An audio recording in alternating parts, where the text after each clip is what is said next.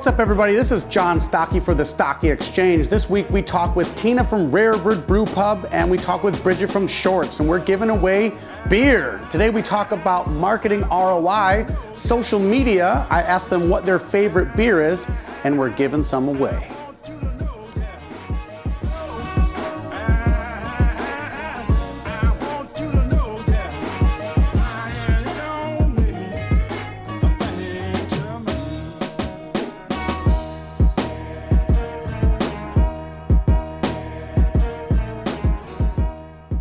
Welcome everybody to this episode of the Stocki Exchange. Today we are here with Tina and Bridget from Schuett and Rare Bird. Thank you guys for coming to the show. Thank you.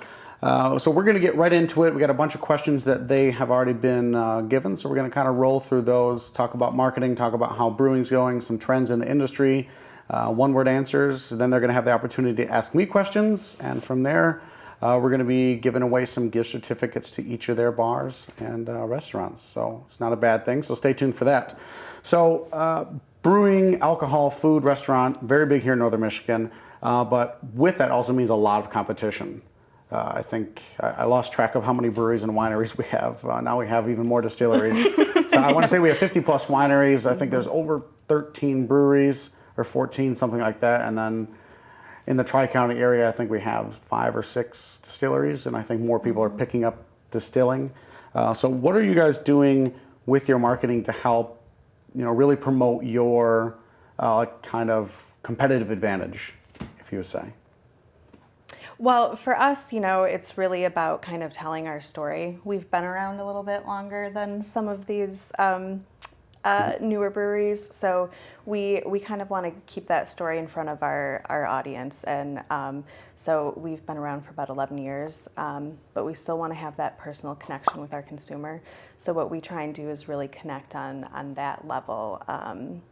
It can get quite commercial when you're in the industry we're in, but for us it's all about, like I said, our story, and our values and everything haven't changed from the day Joe opened in Bel Air, Michigan. So for us, it's about, continuing to tell that story and really connect on a more personal level. Okay, and what channels are you guys using to really drive that messaging home? Well, all kinds of things. Obviously, social media.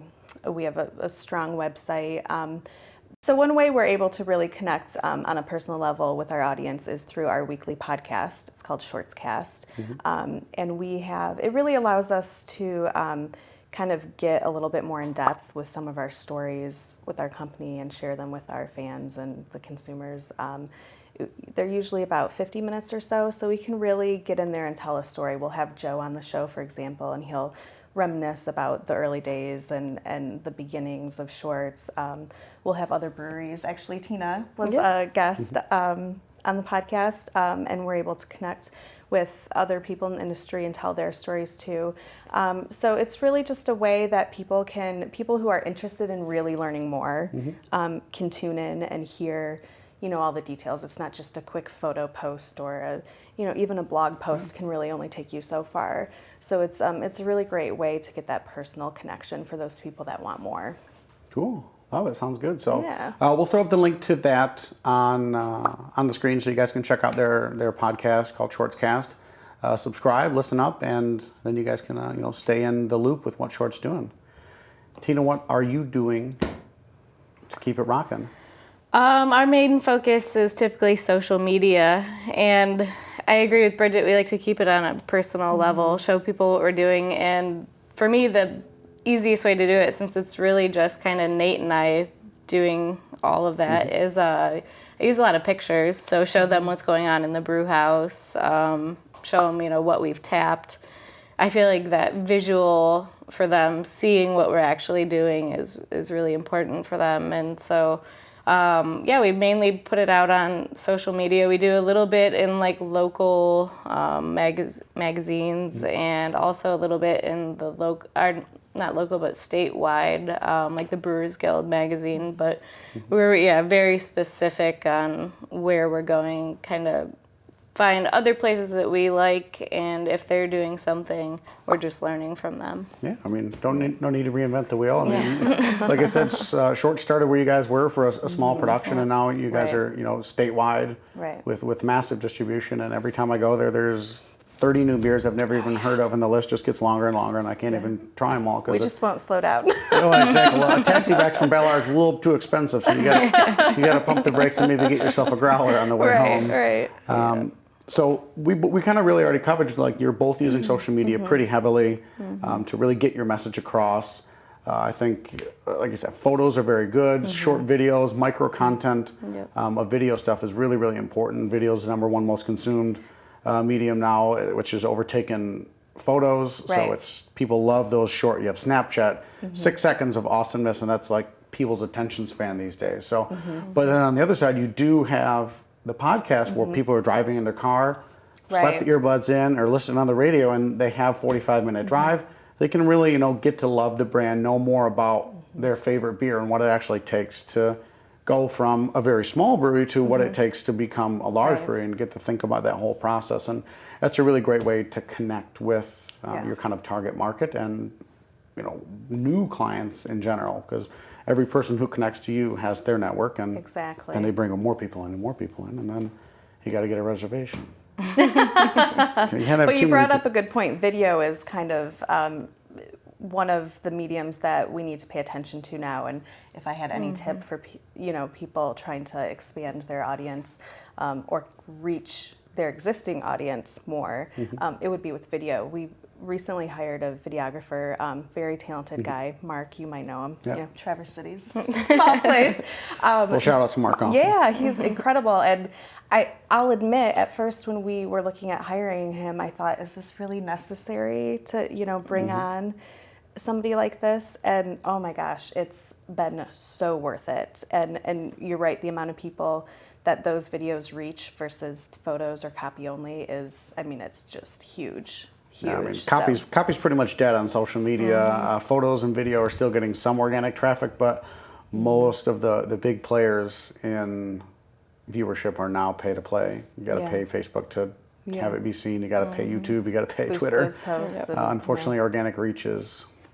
But if you guys getting are, harder if you and guys are harder. making, But so far right now the videos are really working for us. if you get the interaction and you get people engaged in it, that's what you got to do. You got to make something exciting and fresh. So it does take a lot of work. People don't realize it what does. it takes. A lot of time goes into that. But like Tina was saying with the visual of photos, same thing with video. People can kind of see what's really going on, which is great. For sure. So what is one thing that you've done in marketing, say in the last 2 months, that you guys have had like a really good traction with, that you've really seen some ROI from it, that might be a help for other people watching? Yeah, I guess it's kind of just what I just said. So you think video is definitely key. Seeing the reach on that is pretty incredible, and that's as far as original content goes. There's been some really great articles recently about the Traverse City area and the beer industry and food industry, and we try and keep in touch with all of that. And we find that when we share those with our audience, that's also really well received. There's a lot that Schwartz has to get out there in their messaging, but it's also about our community, and that's a big focus for us too. So we find that those personal interest stories that we share with our consumers also do really well. Tina? Yeah, I agree 100%. Whenever you put something out there, especially the personal interest stories, people just go gangbusters. Those get the most likes, the most attention. I really say that is what really you see the boost in interest. Absolutely. So take more photos of your staff, take more little videos and self-interest stories of the people who, everyone who comes in all the time, they say, I've seen this guy for like 2 years. He's the guy who pours beer, get to know a little bit more about him, and then that creates a personal connection, and that's, how you really drive brand loyalty, is having people interested in not only your product, they but want to connect with what you guys stand with. Okay. So what marketing tactics are you working right now that are the long game? So a lot of social media stuff is for the short game. It's, people's attention span on social media is very short. I saw it, I love it, that's great, but what's either the guiding overall, like, we want to do this, and you've talked about building brand and building a long-term connection, so I think we've kind of touched on that a lot. Tina, is there anything that you are like, okay, over the next year and a half, let's make sure that we focus on these things or this thing?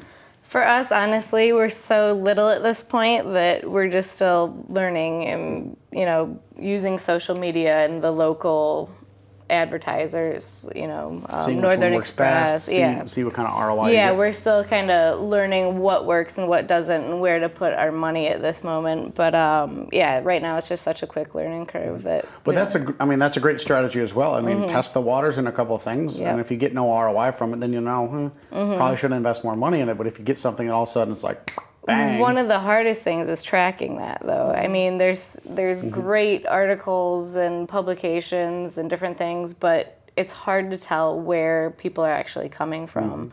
One of the best things we had was a recent, news clip on us, and we had people come in and say, we saw that, we never heard of you, and that's amazing. But normally, you don't have people coming in and say, oh, I saw you in Grand Traverse Edible, so it's hard to gauge where the people are coming from. So, yeah, for sure. I mean, digital, you can really track, everything, which is fantastic. Which, like I said, the PR side of stuff is it's is hard a little to track. bit more You just digital have to kind track. of trust that it's contributing to your overall, identity and connection with the community, and it's in the back of people's minds. It's great if you have a large enough budget to bank on those kind of things. Right. Certain businesses don't have that luxury, unfortunately. Right. But I think the way they're doing it sounds fantastic. I mean, try the waters in a couple different places, and then if it's working, crank it up a bit and really drive forward, push it more, and see if you get the same amount of feedback from it. Right. Don't miss a single episode of the Stocki Exchange show. Visit the Stocki Exchange Facebook page, like our page, hover over the like button, and click Get Notifications and See First to never miss out on a show or post. So, as you know, mobile is massive right now. People don't even use their desktop computers anymore. I'm walking down the street, Siri, tell me the best brewery next to me. Like that's massive. People do that all day long. So what are you guys doing to really focus on a mobile first or mobile friendly marketing scheme or marketing plan? Well, you're absolutely right. When we look at our analytics, it's still amazing to me. I mean, it's not surprising, but it's amazing to me how many people are coming to us through mobile, and it's way more than desktop. And I'm talking our website and all of our social media. So you can't ignore that. So when we do everything from consider how our social media posts will look, Facebook, for example, how will this look on mobile versus the desktop? I mean, we're mostly putting it up when we're sitting at our computers as far as Facebook goes. But looking at that view, how it's seen as mobile is really important if you want to keep quality imagery in front of you. And a big part of that mobile first is vertical video is coming back into play, whereas horizontal video is not as still prevalent or more, but well, with the in the last few Periscope, years, you're it's only moved. able Exactly. to do vertical, And which was hard for me because I was ingrained to do hold it horizontal, like and I'm this. like, why do they have it vertical? But you're right. So you have to adjust all those things. I mean, Instagram is square photo, so it doesn't matter what way you take it, which is because they're a mobile-only platform. Right. They've had to either design a square platform or vertical or horizontal only. Right. Yeah. So that's So worked my really well. square button gets a lot of views. Our website in general is a responsive website.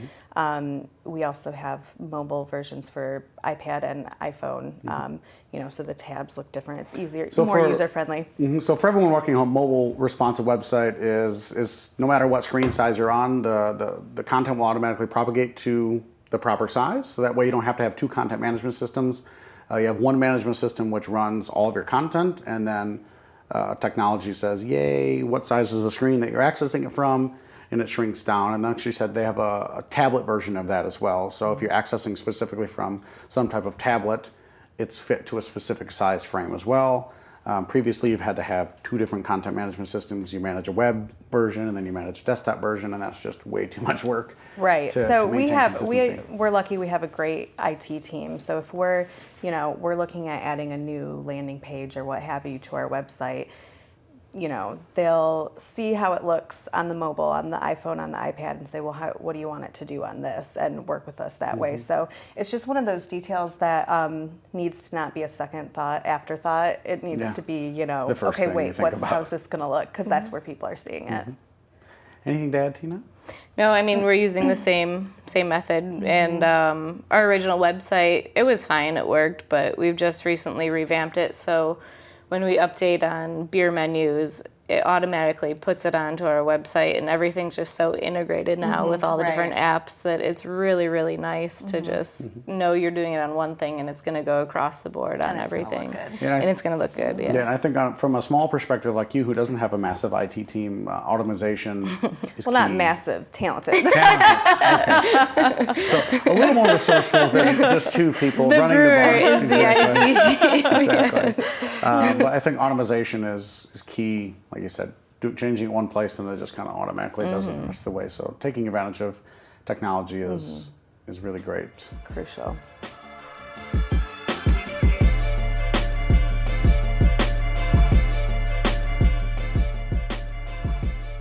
This is the part of the show where I get to ask my guests one-word answers. So I ask them a question, they get to answer with one word. So for you guys, what is your favorite beer? And it cannot be your own.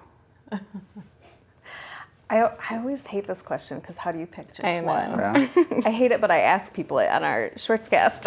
exactly. So here I am. I really enjoy Ephemere by a brewery out of Canada. So Porn beer. It's a good one. So Tina, Tina knows. being the brewer and owner, your favorite, but you can't be your own either. So I know you like your hard. own stuff. I do have to say Mosaic Promise from Founders. It's Another local Michigan beer. Yep, and it's great. It's just, well, my favorite beer is tough. I can have one of your beers as my favorite beer if you want. you can. So, I almost did Freedom of 78. Oh, That man. is one of my all-time favorites. but since I run the show, I can choose That's a two good one. beers. A light beer and Oh, dark I beer. see. Exactly. So one of my favorite dark beers is either CBS or KBS from Founders. It's just a delicious, tasty beverage. But Shorts, you guys have a similar stout right now. And then my favorite light beer would probably, seasonal beer would be, I don't know. I'll say Duvel is probably my next favorite beer. It's really high in alcohol content, but it's super dangerous. delicious. It's tasty. And then Belgian Wits are my favorite. So you have Large Marge and the Blood Orange Wit at Rare that's Bird. so good. Those are it's trouble. fantastic. So I'm an avid home brewer myself, so those Belgian Wits are my favorite beer to brew. Nice. They're delicious and tasty. So.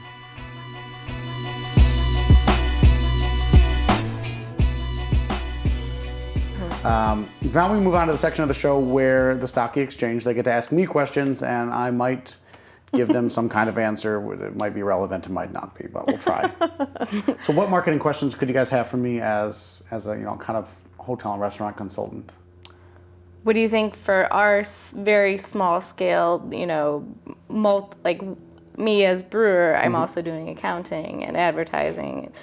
What do you think the most effective way for me to expand would be without, spending a lot of time? Are you looking at expanding business or are you looking at expanding brewery operations to like distribution and taking over? No, yeah, just our image. Just getting general more business. Well, I think the addition of your new chef was fantastic. You guys really marketed that well. And keeping that consistency with food. Consistency is key. If you're consistently what you would consider or what I would consider bad, that's okay because then I'm not going to go to your business. But there's probably already people there who like what you're offering. So don't try to please everybody because you will never succeed. If you think that you can make a product or a service that everyone in the world is going to like, you're going to be sorely disappointed and you're never going to expand because there's going to be a limited population. And like you said, our population fluxes so much from the summer to the winter, very seasonal location. So I would say choose a target market, choose a specific, like, I'm going to kick ass at these 3 things and rock it. Have the best 4 or 5 items on your menu and just make it awesome. And then have the best 3 beers and make it happen. You have a full bar there, so that like helps already to please everyone, which just automatically opens up to that. So I think a lot of people say, oh, we have to be the best at everything. We have to be on every social media channel. We have to have the website, which does every possible thing ever. Choose your battles. Marketing is, which I've said before on previous shows, marketing depth is way better than marketing width. Meaning you don't need to be on every single channel, but putting 2% of your effort into every single one. Choose 3 things and go really deep with them. Create those relationships. talk to people, ask questions, really engage, ask for feedback. You know, choose those couple of things and just really rock at them, and you're going to get way better success from that. But then know your market as well. So we know in Traverse City, Twitter's not very big locally. So don't invest a ton of time into it. But Instagram is moving quick. Picture, put a lot of time and effort into that. So I'd say know your market, how people locally are consuming, because that's where you're really focused. You don't distribute outside of your own brewery. So focus on who's local, how are they getting information. You're doing it now, you're testing a bunch of different things. Find out which ones work, and then just dig deep into them. Get really, really far and build those relationships and networks, and I think that's going to be the best way to pay off, to continue the, you know, to grow the network, and then that'll grow revenue, and then you guys can look at expansion and what's the next step for you specifically. Cool. Anything I can help Schwartz with?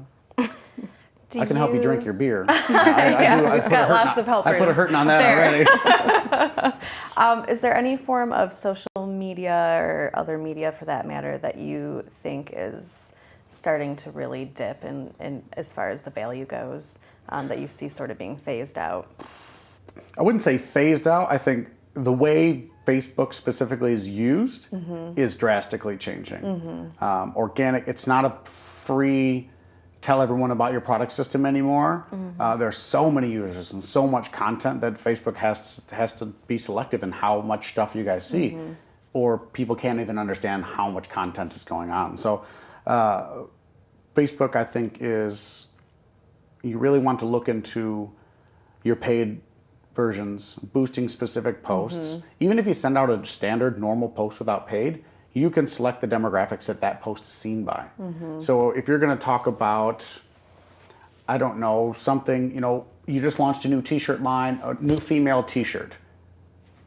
You can set that post to only be seen by females within a certain age. You know, if it's a little skimpy top, you probably don't need that to be seen by 60-year-old women. So you understand your market, and you can set specific, even organic posts right straight to those people. And then obviously if you're a paid post, you do the same.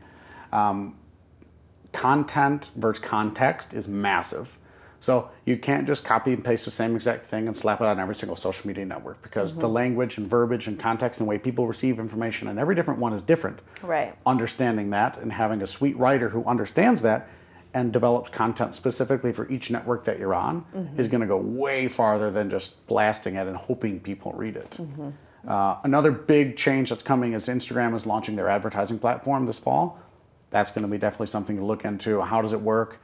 How efficient is it? How are people using it? I'm sure there'll be some big players out there who do some studies for us and trial by error, and then we can figure out the best ways to do it. But I think those will be the two biggest things to pay attention to within the next 6 months of, or even right now, like managing your Facebook better. And what's looking to come. I think Instagram's advertising platform is going to offer a big pay-to-play opportunity for a lot of people to get visualization locally, specifically because people are following a lot of local things, see what's happening, get engaged, and that's building that network, building the brands. Any other questions? What's your favorite song? It's Ocean by John Butler. He does a live studio version of it. It's like 14, 15 minutes long. He's got a 12-string guitar. He just murders it. Is it a newer one or one of his older ones? Yeah, okay, older. I know it, yeah. But he really gets into it for like, but it's like a good 12-minute song, and it just keeps crescendoing, going up and up and up, and all of a sudden he's like going crazy with it. So I really love that song. It is a good one. Well, thank you guys so much for coming on the show. It's awesome chatting with you guys. So we're going to go ahead and throw all their social media stuff up on the screen here for you guys so you can connect with them.